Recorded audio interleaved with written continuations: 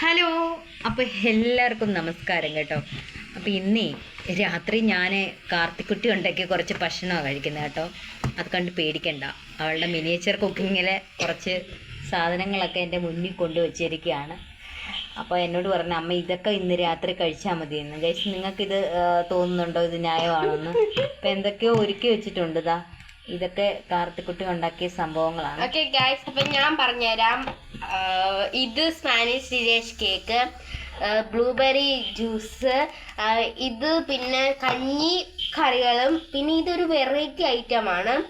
ഇത് നമ്മുടെ ഈ പക്കവട എന്ന് പറയുന്ന ഒരു സാധനം ഉണ്ടല്ലോ, അതിൻ്റെയൊക്കെ ഒരു ഇച്ചിരി വലിയ സൈസ്. ഇത് ഉണ്ണിയപ്പം, ഇതൊരു കറി, ഇതൊരു സ്പെഷ്യൽ പഴം നിറച്ചയാണ് ഗൈസ്, പഴം നിറച്ചത്.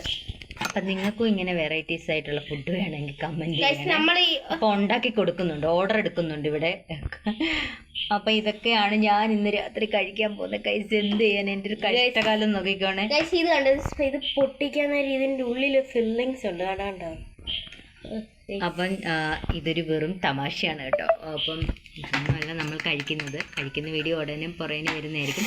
അപ്പം ഇന്ന് രാത്രി ഞാൻ കുറച്ച് ഡയറ്റാണ് കേട്ടോ. ഇന്ന് അങ്ങനെ ഫുഡ് കാര്യങ്ങളൊന്നും കഴിക്കുന്നില്ല.